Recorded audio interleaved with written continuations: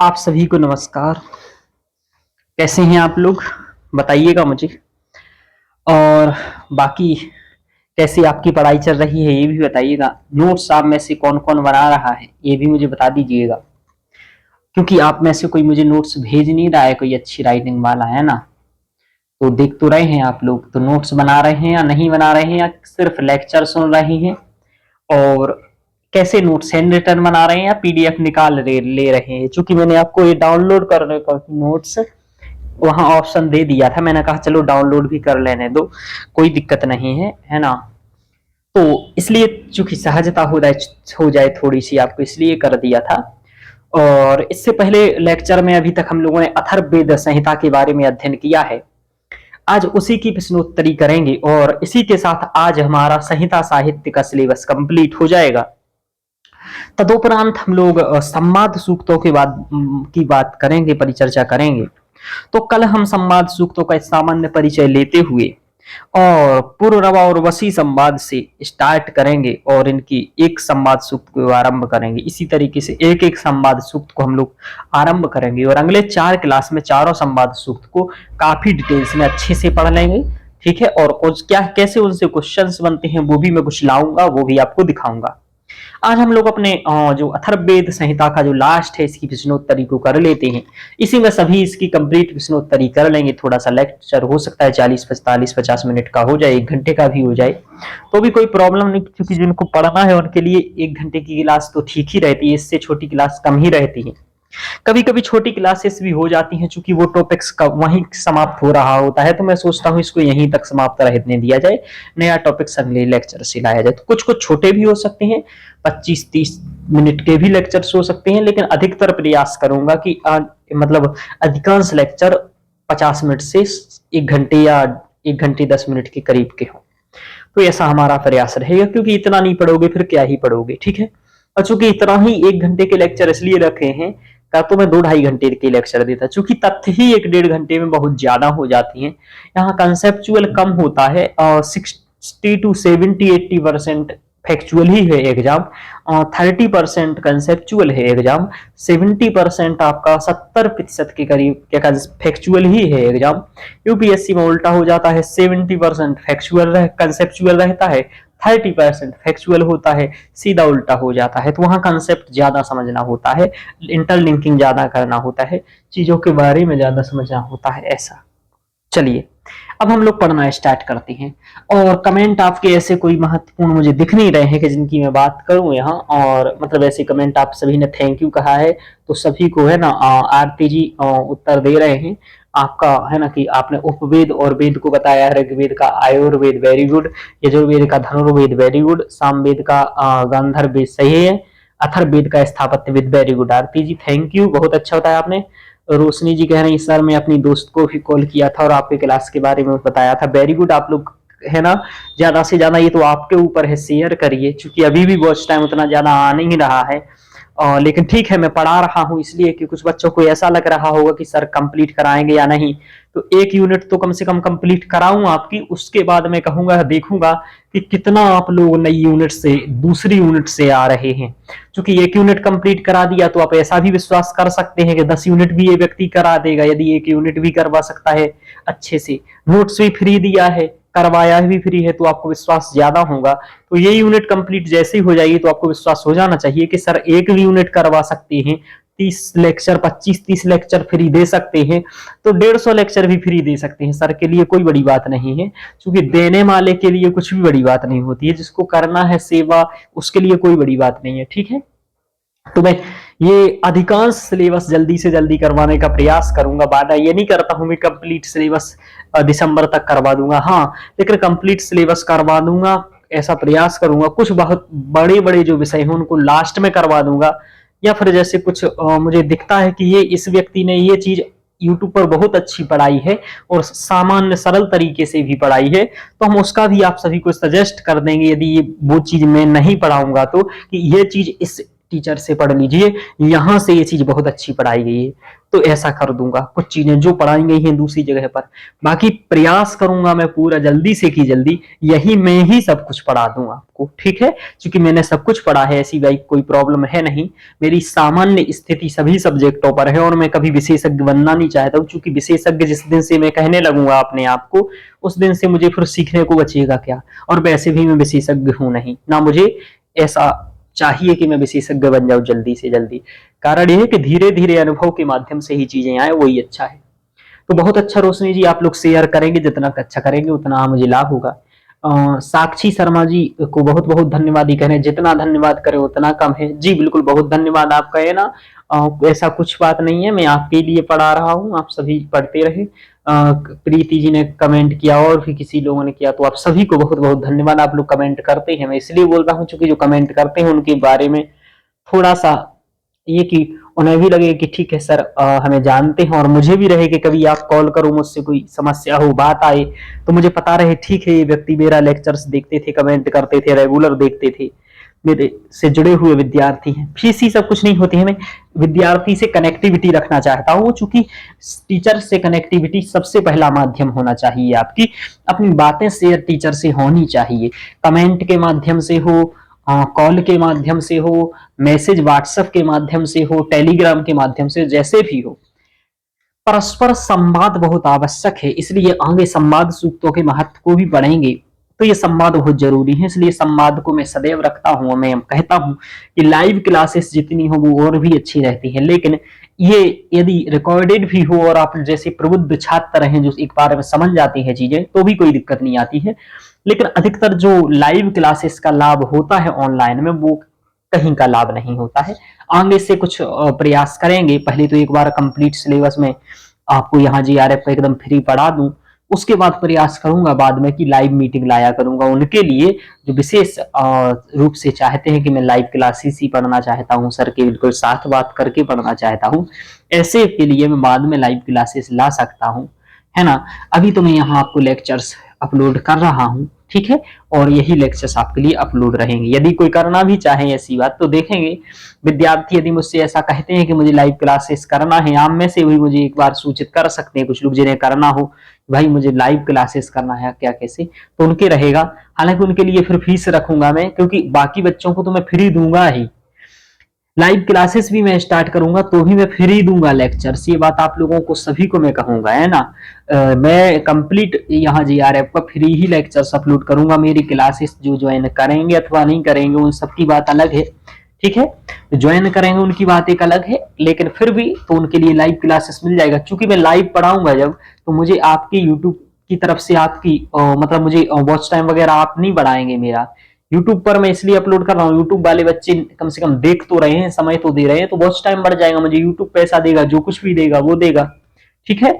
और जो लाइव पढ़ेंगे उनसे फिर मैं पैसे लूंगा। कारण लूंगा इसलिए लूंगा क्योंकि आप थोड़ी ना फिर मुझे पैसे देंगे। मैं तो किसी ऐसे प्लेटफॉर्म पर, अच्छे प्लेटफॉर्म पर रखूंगा लाइव, जिसमें आप मुझसे बात कर पाए डायरेक्ट, जैसे मीट वगैरह पर। वहां पैसे नहीं मिलते हैं, वहां लगते और हैं, ठीक है।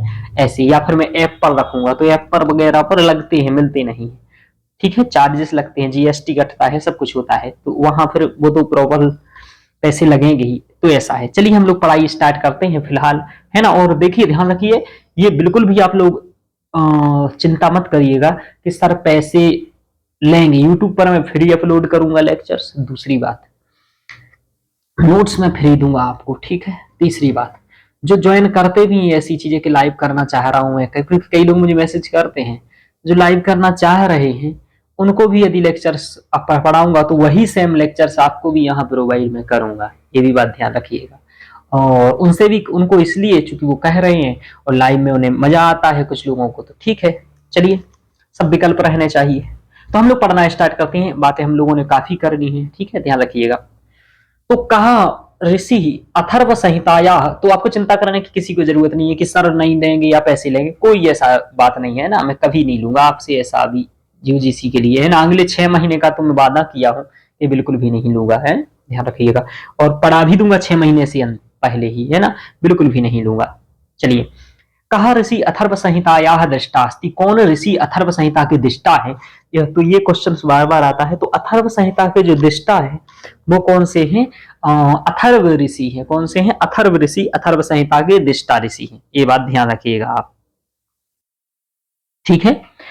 अब देखो ब्रह्म वेद का अर्थ क्या है, तो ब्रह्म वेद का अर्थ है अथर्व वेद। तो देखो चूंकि ब्रह्म का वर्णन है, ये बात मैंने कल बताया था कि दार्शनिक वर्णन भी इस वेद में है, इसलिए इसे ब्रह्म वेद भी कहा जाता है। ये बात ध्यान रखिएगा। इसके दृष्टा ऋषि कौन है, कहा जाता है मंत्र, भाई जो मंत्र है उनको देखा गया है, इनको किसी ने बनाया नहीं है मंत्रों को, है ना। ये भारतीय परंपरा यही कहती है, जैमिनी हुए, दयानंद सरस्वती आदि हुए।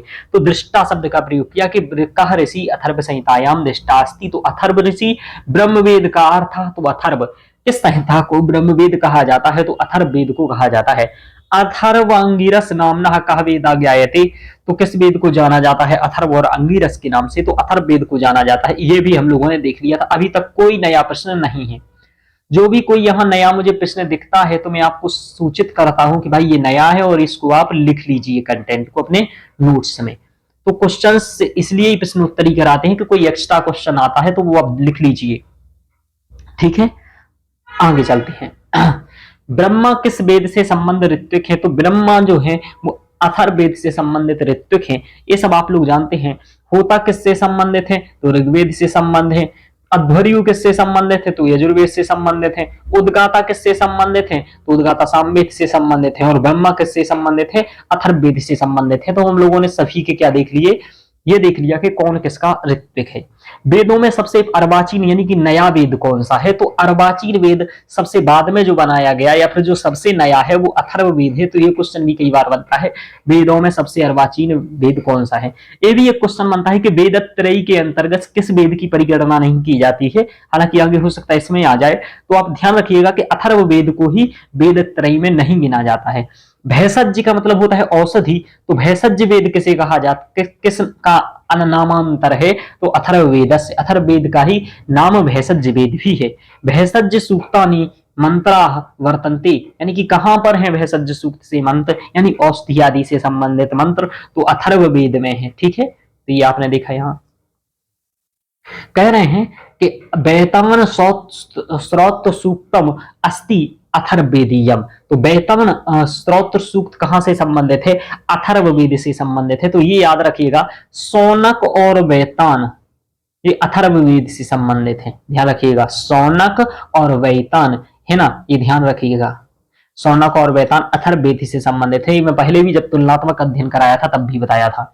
तो बैतान स्त्रोत्र सूक्तम अथर्ववेदीयम है ना। इस समय प्रचलित अथर्ववेद की किस शाखा का है, इस समय प्रचलित अथर्ववेद की किस शाखा का है, तो सौनक शाखा प्रचलित है, ठीक है। जाजल शाखा जिस वेद की है वह कौन सा है, अथर्ववेद है। पेप्पलाद शाखा जिस वेद की है वह है अथर्ववेद है। कौन सा वेद वेदत्रयी का भाग नहीं है, यही बात मैं कह रहा था। तो अथर्ववेद वेदत्रयी का भाग नहीं है, ये बात आप लोगों को ध्यान रखनी है। चलिए, ऐसे कोई महत्वपूर्ण अभी तक नहीं आया है जो मैं आपको कहूं कि नोटेड पॉइंट है, सब वही आए हैं जो पढ़ा चुका हूं। काल सूक्त के बारे में पढ़ा चुका हूं। काल सूक्तम युज्यते अभिचार सूक्तानि दृश्यन्ते अथर्ववेदे, तो काल सूक्त अथर्ववेद में है। राष्ट्राभिवर्धन सूक्त अथर्ववेद में है। विवाह सूक्त अथर्ववेद में है। आदि जो मैंने बताया, व्रात्य सूक्त किसमें है, अथर्ववेद में है ना। तो ये जो मैंने सूक्त बताई ये सब अथर्ववेद में है। काल सूक्त अथर्ववेद में है। पृथ्वी सूक्तम कस्य वेदस्य अस्ति, तो पृथ्वी सूक्त भी इसमें है और ये अथर्ववेद का है पृथ्वी सूक्त। कल मैंने बताया था, माता भूमि पुत्रोहम पृथिव्या, ये किसका है, तो ये पृथ्वी सूक्त का ही कथन है। पृथ्वी की पूजा इससे होती है, किससे होती है, तो अथर्ववेद में पृथ्वी की पूजा की का वर्णन आया है कि माता भूमि पुत्रो हम पृथिव्या, के माता हमारी भूमि है और वो हम उसके पुत्र हैं। चारों वेदों में से किस एक में जादुई माया और वशीकरण आदि का होता है, कल मैंने बताया था। इसी में जादुई तंत्र मंत्र टोटका सब ये कुछ कहाँ है, तो ये अथर्ववेद में उल्लेखित है, ध्यान रखो। आयुर्वेद अर्थात जीवन का विज्ञान उल्लेख सर्वप्रथम कहां मिलता है, तो अथर्ववेद में मिलता है कि जीवन का विज्ञान जो है वो कहां मिलता है सबसे पहले, तो ये अथर्ववेद में मिलता है। ब्रात्य का वर्णन किस वेद में पाया जाता है, तो अथर्ववेद में मैंने बताया था। ब्रात्य यानी कि ब्रह्म के स्वरूप का वर्णन कहां पाया जाता है, ब्रात्य सूक्त में ब्रह्म के स्वरूप का वर्णन है, तो ये भी अथर्ववेद में ही पाया जाता है, जो कि मैंने आपको यहाँ बताया है। अब ये प्रश्नोत्तरी आपके लिए देखिए कितने अच्छे है। जो कल पढ़े हो उसी चीज का रिवीजन हो रहा है। तो ये सबसे बड़ी बात है कि जब आप लेक्चर्स क्रम से देख रहे हो तो टाइम तो जरूर लग रहा है, लेकिन आप रिवीजन कर रहे हो चीजों का, बार बार वो तथ्य स्मरण कर रहे हो, इसलिए पेपर में ये ज्यादा आपको लाभ करेगा। ठीक है ना। अथर्ववेद में स्कंभ के रूप में कौन वर्ण थे? तो ब्रह्म है स्कंभ के रूप में। ऐसे नई चीजें आ जाती हैं। अथर्ववेद में स्कंभ के रूप में कौन वर्ण है? तो ब्रह्म है। ऐसे क्वेश्चंस को शायद चाहे तो एक आप लिख सकते हैं इस तरीके से, है ना, स्टार लगा लिया करिए। पेप्लाद शाखा जिस लिपि में प्राप्त हुई थी उसका नाम क्या है? तो ये शारदा लिपि में हुई थी पेप्लाद शाखा। ठीक है, शारदा लिपि में हुई थी, ध्यान रखिएगा। स्कंभ का वर्ण कहाँ प्राप्त होता है? तो अथर्ववेद में होता है। और स्कंभ के रूप में कौन वर्णित है? तो स्कंभ मतलब ब्रह्म, है ना, स्कंभ मतलब ब्रह्म, स्कंभ मतलब ब्रह्म, ये बात लिख लीजिएगा आप लोग। अथर्ववेद का ग्रह सूत्र कौन सा है? तो अथर्ववेद का जो ग्रह सूत्र है वो वैखानस है। तो ये बात याद रखना कि वैखानस ग्रह सूत्र किस वेद का है? तो अथर्ववेद का है। शिक्षा देखें कि अथर्ववेद की कौन सी है? तो अथर्ववेद से संबंध कौन सी शिक्षा है? तो मांडू की शिक्षा अथर्ववेद से संबंधित है। ये बात आपको ध्यान रखनी है। प्रचुर आयुर्वेदिक सामग्री किस वेद में मिलती है? यानी कि प्रचुर का मतलब होता है अधिक अधिक अधिक अधिक से अधिक। कहाँ अधिकांशतः आयुर्वेदिक सामग्री मिलती है? तो अथर्ववेद में आयुर्वेद से संबंधित भेषज वेद भी कहा जाता है, इसलिए इसे, है ना, आयुर्वेद में मिलती है। अंक कह रहा अभिचार क्रियाया क्रियाणाम वर्णनम मुख्यतया कस्मिन् वेदे प्राप्यते। ये अभिचार क्रिया का वर्णन मुख्य रूप से किस वेद में प्राप्त होता है? तो अथर्ववेद में प्राप्त होता है। ये बात मैंने बताया था लास्ट में, आपको कल बताया था कि अभिचार क्रिया से संबंधित बहुत सारी चीजें, तंत्र टोटका आदि हैं इसमें। अथर्ववेद में पाया जाता है विज्ञान कांड। चूंकि विज्ञान की बात है, पृथ्वी विज्ञान की बात, वायु विज्ञान की बात, ब्रह्म की बात, तो विज्ञान कांड भी कहा जाता है। तो अथर्ववेद एक वैज्ञानिक वेद है। मैंने कहा था मुझे सर्वाधिक महत्वपूर्ण वेद अथर्ववेद ही लगता है। ठीक है, ये हो गया। औषधि वनस्पतियों के विषय में सूचना किस वेद में मिलती है? ठीक है, तो ये मिलती है अथर्ववेद में, औषधियों और वनस्पतियों के बारे में। कौशिक ग्रह सूत्र से संबंधित वेद है तो अथर्ववेद है। देखो आपको मैंने बताया वेतान, कौशिक, सौनक, है ना, इन सब का संबंध कहां से है? अथर्ववेद से। तो कौशिक सूत्र, ग्रह सूत्र किससे संबंधित है? अथर्ववेद से संबंधित है। अभी एक और आया था, है ना, ग्रह सूत्र, वो भी ध्यान रखना है आपको। ठीक है, इस तरीके से आप याद रखेंगे। अब देखो लौकिक विषय सर्वाधिक वर्णनम कस्मिन् वेदे। लौकिक विषयों का मैंने कहा था, जैसे चारवाक दर्शन लौकिक विषयों की बात करता है, वैसे एक ये अथर्ववेद भी है जो लौकिक विषयों की बात करता है। तो लौकिक विषयों का, लौकिक विषय क्या? जैसे विवाह हुआ, ये लौकिक विषय है। ठीक है, और आयुर्वेद हुआ, तंत्र टोटका हुआ, ये सभी लौकिक कहलाते हैं। तो कह रहा है लौकिक विषय सर्वाधिक वर्णनम कस्मिन् वेदे विद्यते, तो अथर्ववेदी। सोनद व पिप्लाद शाखा का संबंध किस वेद से है? तो अथर्ववेद से। चरण व्यूहानुसार, यानी तो एक तो देखो, एक कोई कह रहा था क्या है, तो चरण, देखो इनका नाम यहाँ है, चरण व्यूहानुसारम अथर्ववेदस्य कति शाखा। तो अथर्ववेद की 9 शाखाएं हैं। अथर्ववेद संहिता की कितनी शाखाएं प्राप्त हैं? तो 9 हैं, यानी कि सभी 9 शाखाएं जो ये आप देखते हैं। पतंजलि महाभाष्य अनुसार अथर्ववेद की कितनी शाखाएं हैं? तो 9 ही हैं। अथर्ववेद में कितने कांड हैं? तो मैंने बताया था 20 कांड है, ध्यान रखिएगा ये बात। ये देखा, अच्छा ये ऐसा हो गया थोड़ा सा, कोई बात नहीं, थोड़ा सा एक ही पेज ऐसा है कि और भी है, कोई बात नहीं, एक ही है ना। राष्ट्राभिवर्धन सूक्त अथर्ववेदस्य कस्याम शाखायाम। राष्ट्राभिवर्धन किस शाखा से संबंधित है? तो शौनक शाखा से। ये ध्यान रखना, चूंकि राष्ट्राभिवर्धन सूक्त आपको लगा भी हुआ है सिलेबस में, तो ये आपसे कभी पूछ भी ले कि किस शाखा से संबंधित है, तो इसको आप अपने में लिख लीजिएगा कि ये किससे है संबंधित है? इस शौनक शाखा से संबंधित है। कौन सा? राष्ट्राभिवर्धन सूक्त। ये बात ध्यान रखना कि किस शाखा से संबंधित है, तो लिख लेना कि शौनक शाखा से संबंधित है ना। महत्वपूर्ण चीज है, जो आपके सिलेबस में लिखी है उसके बारे में जितने भी तथ्य मिल पाते हैं अधिकांशतः, वो आप लिख करके याद कर लेंगे। अथर्व संहिता कति खंडेषु विभक्ति अस्ति। कितने खंडों में है? तो 20 खंडों में है। अथर्ववेद कति प्रपाठ का? 34 प्रपाठक है। अथर्ववेद में कितने अनुवाक है? तो 111 है। अथर्ववेद में कितने सूक्त है? 731 है। ये बात कल मैंने बताई थी।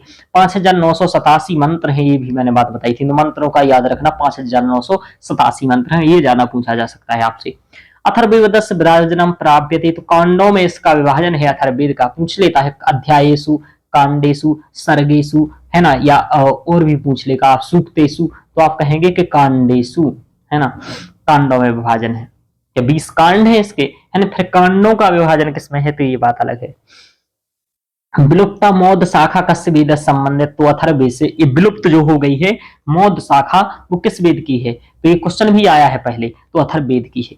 कह रहे सुमंतु का संबंध किस वेद से है, तो अथर्ववेद से है, यानी कि सुमंतु ऋषये व्यासः कम वेदम प्रोक्तवान, है ना। तो सुमंतु, है ना, क्या है, अथर्ववेद से संबंधित है। देखो ये लिखा है आग्नघ्नि नामना ऋत्विक कस्य गणस्य वर्तते, तो ब्रह्म गणस्य वर्तते, ये वाला क्वेश्चन है। इस तरीके से अभी हमने एक बुक्स की ये देखा कि ये एक पहले वाले का प्रश्नोत्तरी था। अब हम लोग एक और प्रश्नोत्तरी भी आगे करनी है इसी की, और अब संस्कृत में करनी है। अभी तो हिंदी संस्कृत दोनों आ जा रहा था, लेकिन ये इस किताब में प्योर संस्कृत है, इसमें अच्छे लेवल के क्वेश्चन होते हैं, ये बहुत महत्वपूर्ण है ना। चलिए अब हम लोग करते हैं इसको कि ब्रह्मा कस्य वेद विशेषस्य ऋत्विगस्ति, ब्रह्मा किस वेद विशेष के ऋत्विग हैं, तो अथर्ववेदस्य, अथर्ववेद के ऋत्विग है। ब्रह्म वेद इत्यभिधानेन अभिहिता वेदा, कहा ब्रह्म वेद से अभिधानित वह वेद कौन सा है, तो अथर्ववेद। भेषज वेद इति कस्य नामांतरम विद्यते, तो अथर्ववेद। चारण वैद्य शाखा संबद्धा वेद वेद विशेषा अस्ति, चारण वैद्य, तो इसी अथर्ववेद की चारण वैद्य शाखा है। अंगिरो वेदा इति कस्य उपाधि, तो अथर्ववेद की उपाधि है, वही अंगिरा वेद कहा गया है। संप्रति अथर्ववेदस्य कियत्याः शाखाः उपलभ्यन्ते, अभी कितनी शाखाएं अथर्ववेद की उपलब्ध होती हैं, तो 9 शाखाएं होती हैं। अथर्ववेदस्य कांड संख्या का अस्ति, तो 20 कांड है। अथर्ववेद संपूर्ण सूक्त संख्या का अस्ति, तो 731 सूक्त है ना। 730 कहीं कहीं 760 आया है, तो जो भी ऑप्शन रहे आप लगा दीजिएगा, 730 के आसपास वाला। अथर्ववेदस्य समग्र मंत्र संख्या का अस्ति, कितने हैं, तो 5987, ये आप संख्या जरूर याद रखेंगे, 5987 इसमें मंत्र हैं, लगभग 6000 के पास 5987 मंत्र, कितने, 5987 मंत्र। सर्पवेद कस्य वेद उपवेदः वर्तते, सर्पवेद किस वेद का उपवेद है, तो अथर्ववेद का उपवेद को क्या है, सर्पवेद है, ये बात ध्यान रखिएगा, ठीक है। अभी हम लोग प्रश्नोत्तरी कर रहे हैं, अभी हम कुछ दिन मतलब यूजीसी के पीवाईक्यू करेंगे इसी यूनिट को कंप्लीट होने के बाद, ठीक है, तो ये भी आप ध्यान रखिएगा। अथर्ववेदस्य बृहत्तम कांड विशेषा का, बृहत्तम कांड कौन सा है अथर्ववेद का, बृहत्तम कांड कौन सा है, तो विंशति कांड, यानी कि कितने कांड है इसमें, कांड विशेष के, तो विंशति, यानी कि सबसे बड़ा कांड कौन सा है, 20वां। अथर्ववेदस्य ब्राह्मणम अस्ति, कौन सा ब्राह्मण है, एक ही ब्राह्मण है अथर्ववेद का, वो है गोपथ ब्राह्मण। तो मैं पूछूं तो शतपथ ब्राह्मण किसका है, तो बिल्कुल बता देंगे ये यजुर्वेद का। ऐत्रेय और कौशितकी किसके हैं, तो ये ऋग्वेद के हैं, ध्यान रखिएगा इस तरीके से। बाकी षड्वेश पंचवेश है ना, संहितोपनिषद साम, ये सब किसके हैं, ये सब सामवेद के हैं।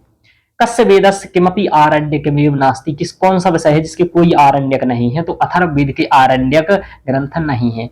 मांडू की शिक्षा कस्य वेदस्य संबद्धा, यानी कि मांडू की शिक्षा संबद्धा वेद विशेषा कहा, तो अथर्ववेदः।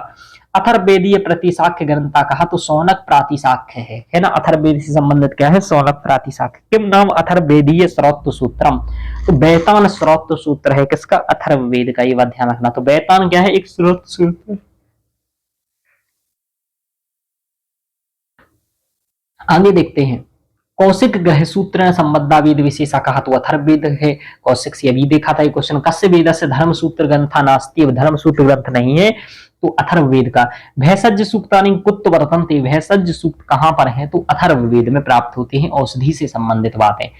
सोनक शाखा कैन वेदेन संप्रक्ता, तो अथर्ववेदेन संप्रक्ता। गोपथ ब्राह्मण के कम वेदम अवलंब्यते, वो अथर्ववेदम अवलंबते। देखो वही क्वेश्चन से बार बार आ रहे हैं, देखो दोनों मैं इसलिए अलग अलग बुक से पढ़ा रहा हूं, आपको प्रश्नोत्तरी करा रहा हूं कि आप लोग देखो कि जो हम लोग सामान्य पढ़ लिए ना मूल बातें, वही क्वेश्चंस में ही है। अब पेपर के समय आप क्या कर सकते हैं, जल्दी से एक बार मेन लेक्चर्स भी आप रिवीजन कर लेंगे, जो मैंने पढ़ाई भर हैं उससे भी काम आपका चल जाएगा, ये बात ध्यान रखिएगा कि वो चीजें आप पढ़ लीजिए जो मुख्य बातें हैं, मतलब कंसेप्चुअल। प्रश्नोत्तरी पेपर के समय मत कहिएगा, केवल रिवीजन के तौर पर आप क्या करिएगा, उन्हीं को करिएगा जो प्रश्नोत्तरी रहे थे, ठीक है। गोपता कथि भागेशु विभेदितो अस्ति, गोपथ ब्राह्मण कितने भागों में विभाजित है, तो दो, एक तो पूर्व गोपथ एक उत्तर गोपथ, है ना, तो दो में है। वरुण देवस्य स्थानम किम, तो द्यू स्थान, वरुण देवता का स्थान क्या है, द्यू, यानी कि सबसे ऊपर वाला स्थान है वरुण का भी, जो सूर्य का है वही वरुण का है, ध्यान रखिए। भूमि सूक्तम कम वेदम विषयी करोति अथर्ववेदम। तो भूमि सूक्त किस वेद का विषय है? तो अथर्ववेद का। को नाम विदेव वित्रहा इत्युच्यते। तो ये इंद्र का नाम है। वित्रहा कौन है? इंद्र है। पृथ्वी सूक्त सूक्तम कस्य वेदस्य अस्ति। पृथ्वी सूक्त किस वेद का है? तो अथर्ववेदस्य। अथर्ववेद का क्या है? पृथ्वी सूक्त है। मैत्रेयी शिक्षाम अवाप किसका है? तो याज्ञवल्क्यात्। मैत्रेयी शिक्षा कहां से आई है? तो याज्ञवल्क्य से।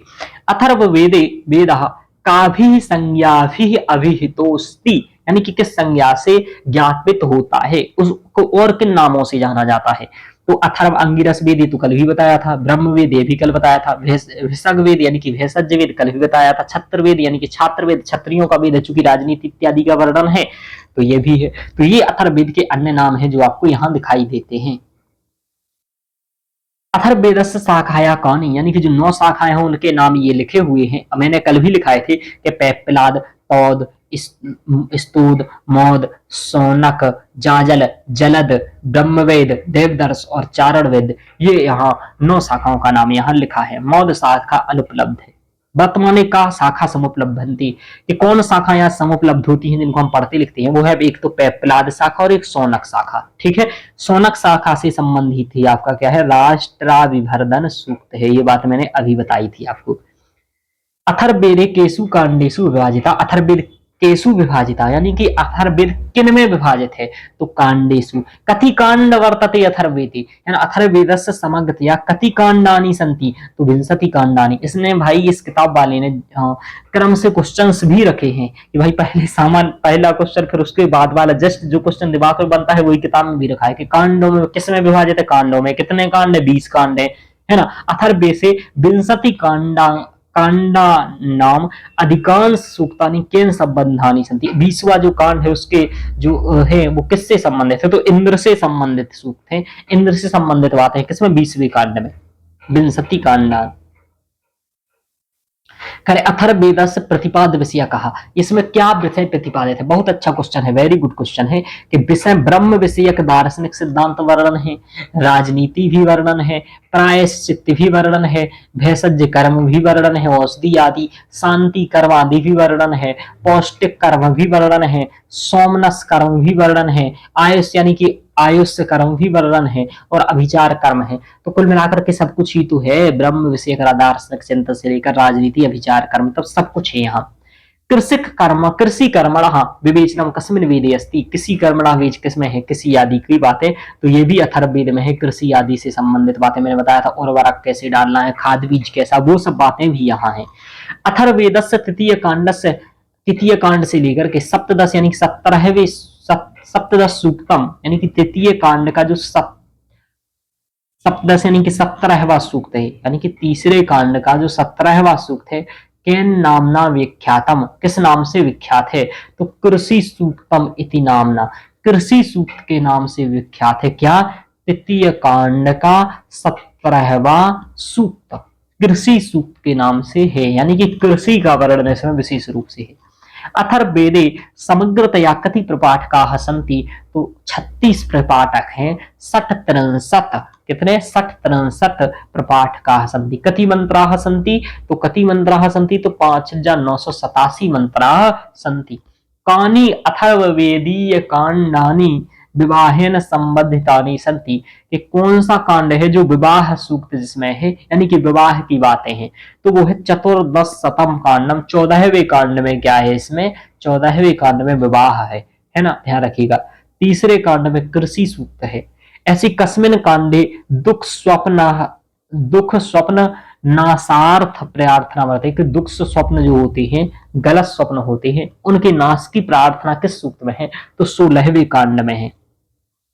आध्यात्मिक विषय यक कांडानी कानी संति। आध्यात्मिक विषय से संबंधित कौन से कांड है? तो 13वां, 15वां और 19वां जो कांड है वो आध्यात्मिक चीजों से संबंधित है। ऐसे इसमें थोड़ा सा अच्छे क्वेश्चन और भी लेवल के होते हैं। तो ये सब चीज नई नई आपको समझ नहीं आती हैं कि भाई ये नई कथा तथ्य हैं, इनको लिख लीजिए। ये विवाह कितने किसमें है, विवाह तो आपने कल देख ही था, तो विवाह सूक्त के सामने लिख लीजिए चतुर्दश कांड 14वां कांड है, तो उसी कंटेंट में ये चीजें ऐड कर लीजिए जो मैंने बताया। वहां के आध्यात्मिक विषय दर्शन का वर्णन है, तो लिख लीजिए कौन से में है, 13, 15, 19 में है।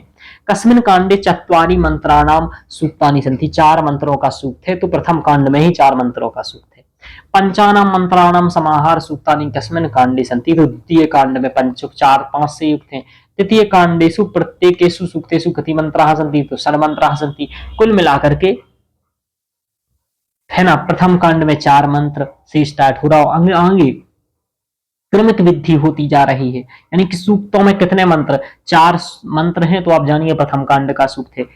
5 मंत्र है तो द्वितीय कांड का, 6 है तो तृतीय कांड का, 7 है तो आप सप्तवा अष्टमंत्रा चतुर्थ कांड में है। कस्मिन कांडे अष्टवा तद अधिका मंत्रा सन्ति, 8 या उससे अधिक पंचम कांड में है। तो इस तरीके से क्रमिक चल रहा है यहाँ, ठीक है। आगे देखते हैं। अथर्ववेदे आगे अथर्ववेदे संसारस्य उत्पत्ति केन कथ्यते, संसार की उत्पत्ति किससे कही गई है अथर्ववेद में, कि किससे हुई है संसार की उत्पत्ति, तो जलेन यानी कि जल से, है ना, जल के इससे किसकी हुई है, संसार की उत्पत्ति हुई है।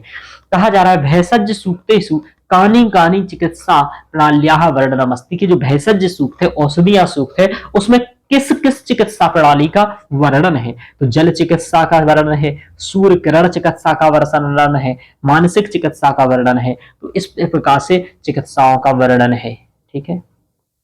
अब आगे आया आयुर्वेदस्य मूलम कस्मिन वेदे दृश्यते, कि आयुर्वेद जो हम पढ़ते हैं चरक सुश्रुत की बात मानते हैं, तो वस्तुतः आयुर्वेद का जो मूल है वो अथर्ववेद है। किसका क्या है, जो आयुर्वेद का मूल है वो अथर्ववेद है, ये बात ध्यान रखने योग्य है। तो आयुर्वेदस्य मूलम कस्मिन वेदे दृश्यते, आयुर्वेद का मूल किस वेद में दिखाई देता है, तो अथर्ववेद। अथर्ववेदस्य ऋत्विजम किम कथ्यते, अथर्ववेद का ऋत्विज किसे कहते हैं, तो ब्रह्मा को कहते हैं। भेषज सूक्तेषु दंत पीड़ाया कारणम किम मन्यते, भेषज सूक्त में दांत यदि पीड़ित हुए, दांत में दिक्कत हो रही है, तो उसका कारण क्या होता है, कृमिम यानी कि कीट लग गया है, कोई कीड़ा लग गया है। और यही बात आज भी निकलती की आती है कि कोई कीड़ा लग गया है, उसको निकालना है, उसको कुछ करना है ना। इसलिए आपके डॉक्टर्स, दांत के डॉक्टर्स होते हैं, वो रूट कनाल करते हैं आपका, है ना, रूट कनाल करते हैं या दांत की सफाई करते हैं आपकी, है ना, मसाला भरते हैं फिर आपको, है ना, इत्यादि इत्यादि, कैप इत्यादि फिर आप लगवाते हैं। कुछ लोग मंजन करते हैं, कुछ लोग ज्यादा होता है तो दांत को उखड़ के फेंक देते हैं, है ना, निकाल देते हैं। तो ये सब काम होता है ना, तो एक कृमि यानी कि कृमि के कारण होता है। तो देखो ये बात वहां भी है, तो ऐसा नहीं है, देखो भाई, इसलिए मैं अथर्ववेद को व्यवहारिक वेद कह रहा हूं। व्यवहारिक वेदम किम अस्ति, तो अथर्ववेदम अस्ति। प्रचलितम वेदम के संसारे प्रचलितम वेदम किम अस्ति, अथर्ववेदम अस्ति। भेषज वेदम किम अस्ति, चिकित्सा वेदम अस्ति। मतलब भाई अथर्ववेद सबसे अच्छा वेद है। अब देखो ना, हर चीज वर्णन है। ब्राह्मण यज्ञ किम कार्यम भवति, ब्राह्मण का यज्ञ में किम क्या कार्य होता है, संपूर्ण व्यवस्थाया है निरीक्षण। ब्रह्मा का जो ब्रह्मा होता है, ब्राह्मण यानी कि जो ब्रह्मा होता है इसका अथर्ववेद का, उसका क्या काम होता है, तो संपूर्ण व्यवस्था निरीक्षण करना ही मूल कार्य होता है ब्रह्मा का। कुल मिला के बताऊं, मुख्य आचार होते हैं, उसके अंतर्गत ये सब कुछ देखता है, कामों को सब काम देखता है। व्यवस्था कैसी है, दूध आया नहीं आया, यजमान फूल लाए हो, जी बिल्कुल लाया हूँ, क्या नहीं लाए हो, तो जो नहीं लाए हो वो मंगवा लो, है ना। एक आधा लीटर वाला कोल्ड ड्रिंक मंगवा लीजिए, है ना, 2 सिगरेट के पैकेट मंगवा लीजिए, है ना, और 3-4 बढ़िया टावल वगैरह मंगवा लीजिए, है ना। तो ये भी मंगवा लेते हैं साथ में अपन लोग, है ना। मजाक कर रहा हूँ कि ये सब मत मंगवाया करो, ये सब है, समझ जाते हैं वो कि भाई ये सब इसी के मजे के लिए भगवान नहीं ले रहा है ना। मंगवाना है तो कहो कि मेरे लिए ले आना, पैसे आकर के दे दूंगा। फिर बाद में आप पैसे दोगे थोड़ी ना, और वो मांगेगा भी नहीं, है ना। तो अपने कह करके मंगवाया करो ये चीजें। ईश्वर का पूजा में मत लिखा करो, पर्चे में लिख देते हैं कुछ लोग, भैया है ना, पेंट शर्ट कपड़े सब ले आना, ऐसा उनसे कह दिया करो ये सब मेरे लिए लेना ही है ना, अलग से। चलिए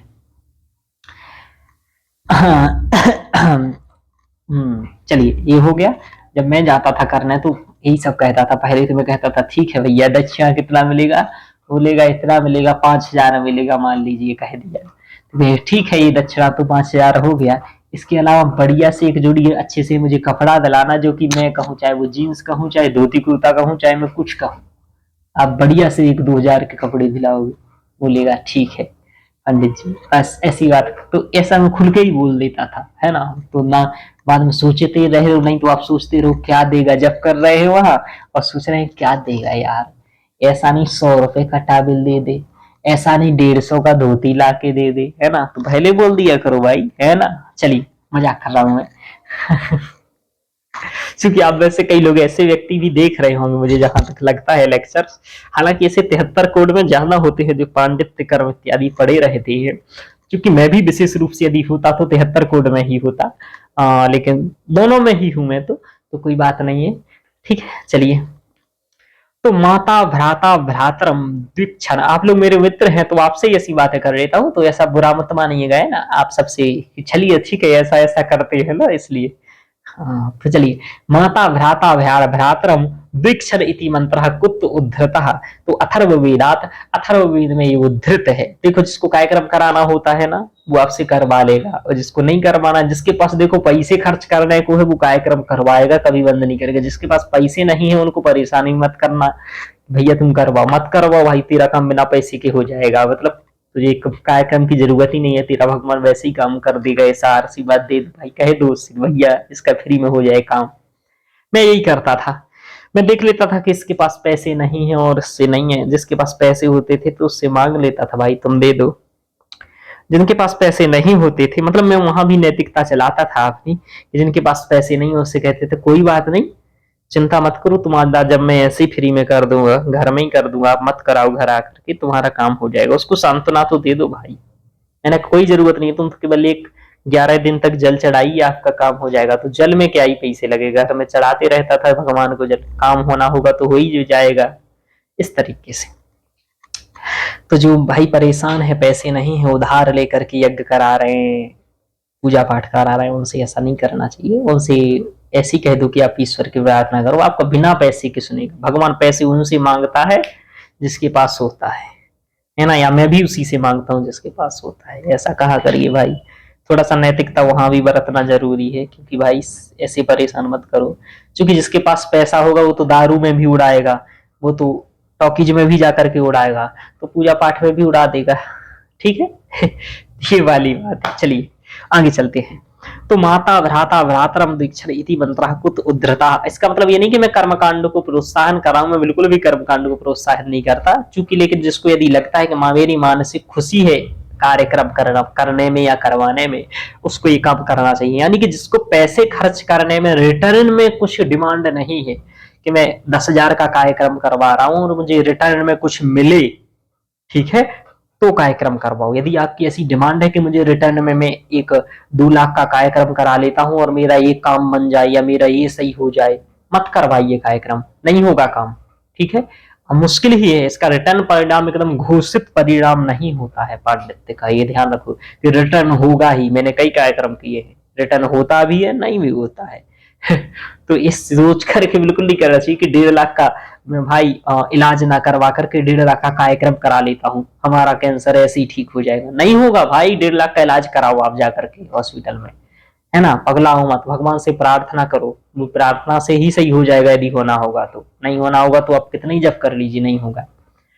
तो उनको कर्मकांड करवाना चाहिए जिनको रिटर्न कुछ जरूरत नहीं है, उन्हें केवल ये जरूरत है कि भाई मैं यज्ञ कराऊंगा तो मेरी खुशी मिल जाएगी, मुझे मेरी आत्मा संतुष्ट हो जाएगी और मुझे मजा आ जाएगा, थोड़ा समाज में नाम इज्जत फैल जाएगा। बस इसके लिए जिन्हें कराना है वो करवाएं, ऐसा मैं बढ़ावा देता हूँ कर्मकांड को।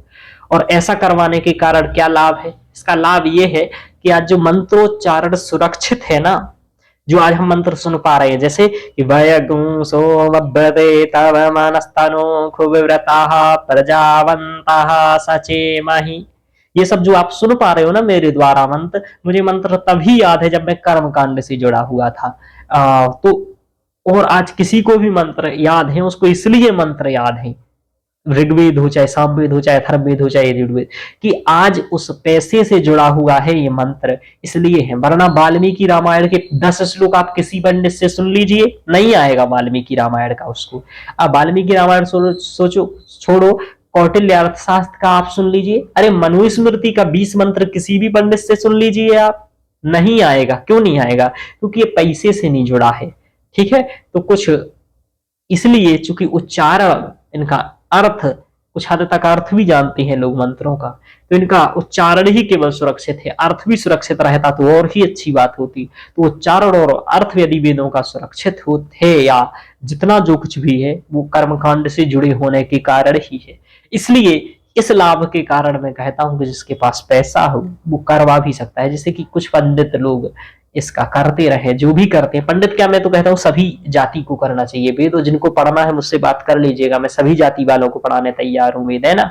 और सभी से कर्मकांड कराने को तैयार हूँ, सभी लोग कर सकते हैं कर्मकांड, कोई दिक्कत नहीं है ना। आप कोई भी पूजा करा सकते हैं, कोई नहीं कराएगा, मैं सबसे पहले करा लूंगा आपसे पूजा। हालांकि ये सब वायरल हो गए वीडियो, पर मैं इस बिल्कुल बात जाति व्यवस्था से मतलब नहीं रखता हूँ, है ना। तो आप लोग जिसको भी करना हो, सीखना हो, मुझसे बात कर लीजिएगा, मैं सिखा दूंगा आपको। कर्मकांड करना सिखा दूंगा, पूजा पाठ करना सिखा दूंगा, जो सीखना है वो मुझसे सीखिएगा, मैं सब कर लेता हूँ, है ना। सब सीखिए आप लोग जिसको सीखना है, और सभी लोग करिए। कोई आपसे नहीं कराएगा कि भाई मैं इस जाति का हूँ, मेरे से कोई पूजा नहीं करा रहा है, तो सर करा लेंगे आपके सबसे पहले आपसे पूजा, है ना। चलिए चिंता मत सर, और आपको बता देंगे कि यहाँ यहाँ पूजा कर ले जाओ। सर के इतने यजमान होंगे, सबके यहाँ आपको भेज दूंगा। चलिए, कोई दिक्कत नहीं है ना, जाति माति का तो एकदम खत्म है। चलिए, मेरा एक ही उद्देश्य है कि जो हमारी संस्कृति के जो महत्व की चीजें हैं वो सुरक्षित रहें, और जो अहम महत्व की चीजें हैं, रूढ़िवादी हैं, भेदभावकारी हैं, वो सब समाप्त हों। मेरा एक ही उद्देश्य है जीवन में, है ना। संस्कृति की, संस्कृति और संस्कार की जो भी अच्छी चीजें हैं वो आगे बढ़े, सभी जगह पर पहुंचे। और जो गलत चीजें हैं, कई सारी चीजें गलत हैं अभी भी धर्म में, है ना, तो वो धर्म में जो भी गलत चीजें हैं उनका विनाश हो, उनको हम लोग छोड़ें। जैसे मनुस्मृति, जैसे कुछ कुछ मनुस्मृति की बातें ऐसी हैं जो आज बिल्कुल भी प्रासंगिक नहीं, वो हटानी पड़ेंगी हम लोगों को। कई स्मृतियां ऐसी हैं जिनकी बातें प्रासंगिक नहीं है। गीता में भी बड़े व्यवस्था वो प्रासंगिक नहीं है। जो व्यवस्था प्रासंगिक नहीं है, समय के अनुकूल ठीक नहीं है, कॉन्स्टिट्यूशन के अकॉर्डिंग ठीक नहीं है, वो सब समाप्त करनी चाहिए, ठीक है। और जो अच्छी बातें हैं धर्म की, या वेद की, या साहित्य की, या ब्राह्मण ग्रंथों की, वो सब उत्थान पर लेना चाहिए। वैज्ञानिक बातें हैं, ठीक है। ये सब मेरा मतलब सीधा साधा रहता है। चलिए, पढ़ाने के साथ कुछ नॉलेज भी आपको देना चाहिए, इसलिए मैं बीच बीच में बातें करते रहता हूँ। नहीं तो केवल रोबोट की तरह ये तथ्य पढ़ते रहेंगे तो कोई मतलब नहीं होगा, ठीक है। चलिए, ब्राह्मण, हाँ मतलब मैंने ये कंसेप्ट बताया कि आज मंत्र क्यों सुरक्षित है। कोई किसी चीज को सुरक्षित रखना है तो उसको अर्थ से जोड़ना पड़ेगा। अर्थ से जो चीज जुड़ी नहीं है वो एक लंबे समय तक सुरक्षित नहीं रहेगी। अर्थ से जोड़ना, आज रामचरितमानस की चौपाई हर बच्चे को याद है, उसका मूल कारण ये है कि रामचरित का पाठ होता है, रामचरितमानस का, इसलिए सबको याद रहता है मंगल भवन या मंगलहारी। वरना किसी को याद ना रहे मंगल भवन या मंगलहारी, है ना। ध्यान रखिए, केवल रामचरितमानस ही क्यों याद है, अन्य रामायण भी तो है, आनंद रामायण, ये रामायण, वो रामायण, क्यों नहीं है याद? इसलिए ही नहीं है क्योंकि केवल रामचरितमानस पैसे से जुड़ा हुआ है, पाठ कराते हैं लोग, है ना। ध्यान रखिए। तो माता भ्राता भ्रातरम द्विक्षण इति मंत्र कुत उद्धृतः, कहाँ उद्धृत है? तो अथर्ववेदात उद्धृतः। कई लोग इस वीडियो से गुस्सा हो जाएंगे, भाई मेरे गुस्सा मत होइए, अच्छे से सोचिए आंखें खोल करके। तो आप लोग ऐसा है ना कि सर ऐसी भी बातें करते हैं। अथर्ववेद आते हैं ना कि भाई पंडितों का काम किसी से भी करा लोगे। भाई पंडितों का काम क्या है? जो विद्वान है वो पंडित है, जो विद्वान है वो ज्ञानी है ना। ब्राह्मण किसे कहा गया है? अध्ययनम अध्यापनम। मेरा आपने पूछा मैं कौन जाति हूँ? नहीं ना, आपको मालूम है क्या? नहीं, मैं अध्ययन अध्यापन करा रहा हूँ ना। मेरा जाति कभी किसी को मालूम चलेगा, चिंता मत करो, मेरी जाति नहीं है, मैंने हटाई दिया है सब कुछ। अथर्ववेदात माता भ्राता भ्रातरम द्विक्षण इति मंत्रः कुत्र उद्धृतः? तो अथर्ववेदात उद्धृतः, अथर्ववेद से उद्धृत है। अथर्ववेदस्य विशिष्ट सूक्तानि कानि। अथर्ववेद में जो विशिष्ट सूक्त हैं वो कौन कौन से हैं, इनका नाम याद रखना है भाई आपको। कि ग्रहम हिमा सूक्तम, ग्रह हिमा सूक्तम, दीर्घ आयुष्य सूक्तम, संज्ञान सूक्तम, पृथ्वी सूक्तम। इनके नाम लिख लिए। दीर्घ आयुष्य सूक्त है, याद रखना है। ग्रहम हिमा सूक्त है, ये तो बिला ही नहीं था, लेकिन ग्रहम हिमा सूक्त, इसका भी नाम आप लिख लीजिएगा।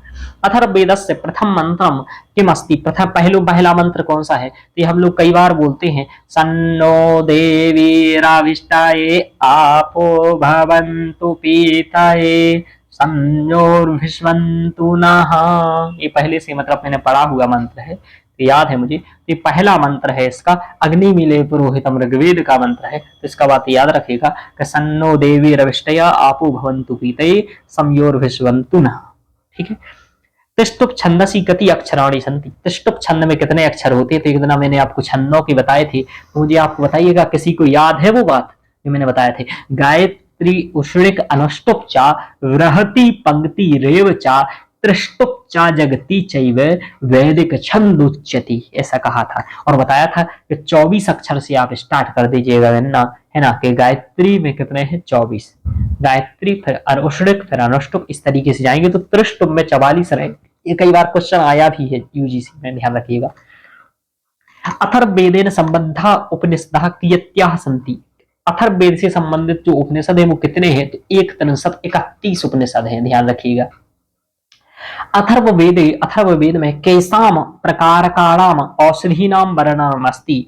अथर्ववेद में किस प्रकार की औषधियों का वर्णन है? तो जन्म मरण से संबंधित, उच्चाटन से संबंधित, मोहन आदि मंत्राणाम औषधीनाम वर्णनम, मोहन आदि से संबंधित जो मोहन किए जाते हैं।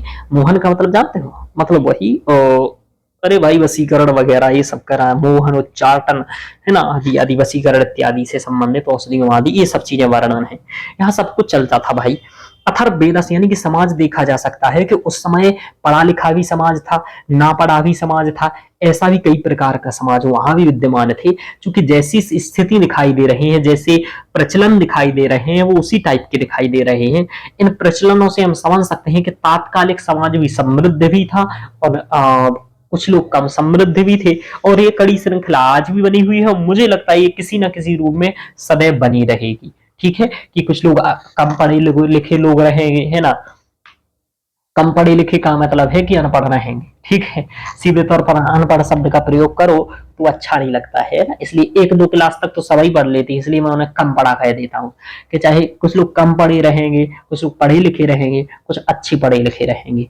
अथर्ववेदस्य उपवेदा कहा तो अर्थशास्त्र। किसी से कहना है अनपढ़ हुआ, आप ऐसा कहो कि आप कम पढ़े लिखे लग रहे हो, थोड़ा सा कम पढ़ाई की है क्या आपने? हाँ, फिर वो बताएगा जी मैंने कम की है।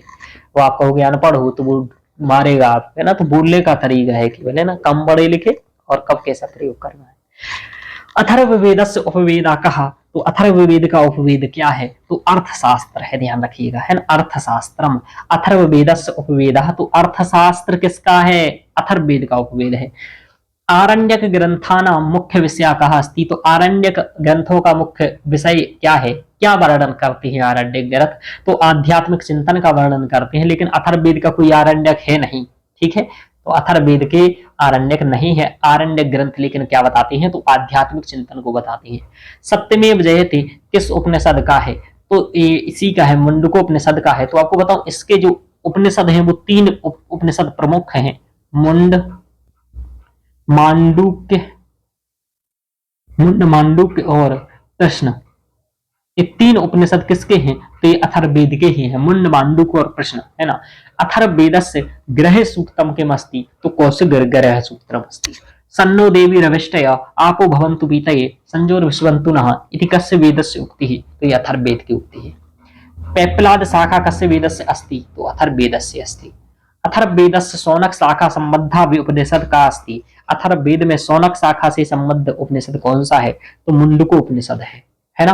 अथर्ववेद में शौनक शाखा से संबंधित कौन सा उपनिषद है? तो क्या है? मुंडको उपनिषद है।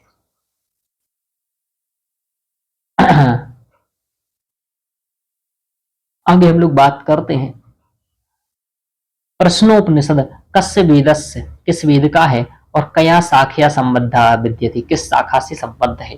तो प्रश्न उपनिषद अथर्ववेद से संबंधित है, मैंने बताया प्रश्न, मुंड और मांडुक उपनिषद किससे संबंधित है? तो अथर्ववेद से संबंधित है।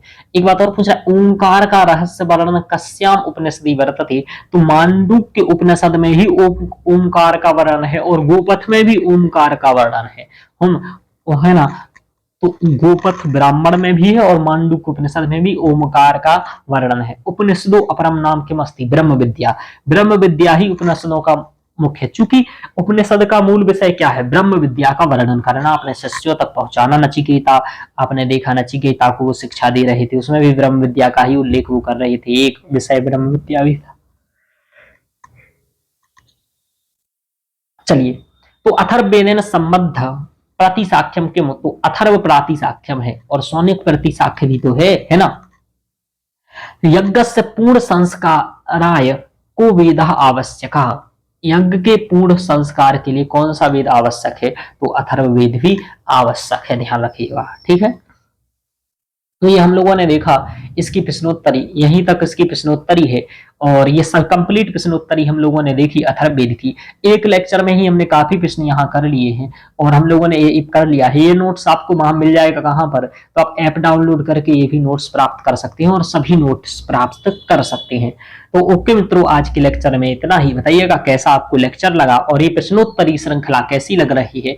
आज आपका संहिता साहित्य कंप्लीट हुआ। आगे से हम लोग अगले लेक्चर से हम लोग स्टार्ट करेंगे, क्या बताइए क्या करेंगे, तो हम लोग करेंगे संवाद सूक्तों को परिचय लेंगे, थोड़ा सा शॉर्ट नोट्स भी मैं दूंगा संवाद सूक्त का आपको जो मैंने बनाया है, और मैं आपको पुरुरवा और वसी संवाद पहले डिटेल्स में पढ़ाऊंगा, यानी कि चारों का डिटेल्स पढ़ाऊंगा, फिर शॉर्ट नोट्स भी दूंगा जो कि एग्जाम में काम आएगा, शॉर्ट नोट्स भी साथ में रखूंगा। तो ठीक है मित्रों, आज की क्लास में इतना ही रखते हैं। कमेंट बताइएगा और शेयर करिएगा, और किसी को मेरी बात का कोई भी बुरा लगा हो या वो मेरी बात ऐसी लगी हो कि मैं भाई आपकी बात से सहमत नहीं हूं, तो सहमत मत रहिए, क्योंकि सहमत नहीं रहेंगे तभी तो विविधता रहेगी, आपका विचार रहेगा और इससे कोई प्रॉब्लम नहीं है। कई विचार होने चाहिए एक पक्ष के बारे में, ना, तो ये बहुत अच्छी बात है कि आपका विचार हमसे मेल नहीं कर रहा है, ठीक है, कोई दिक्कत नहीं है। लेकिन एक बार आप अच्छे से विचार करेंगे, सभी चीजों को अध्ययन करेंगे, तो आपका भी विचार मुझसे मेल करेगा, क्योंकि मैं जो बोलता हूँ नैतिकता और सत्य पर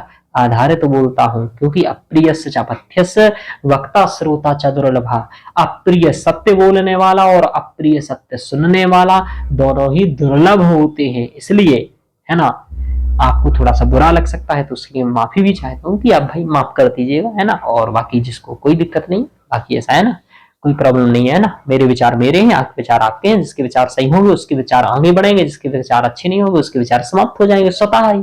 चलिए, तो बाकी कोई दिक्कत नहीं है ना मित्रों। धन्यवाद, कल मिलते हैं हम लोग अगले लेक्चर में।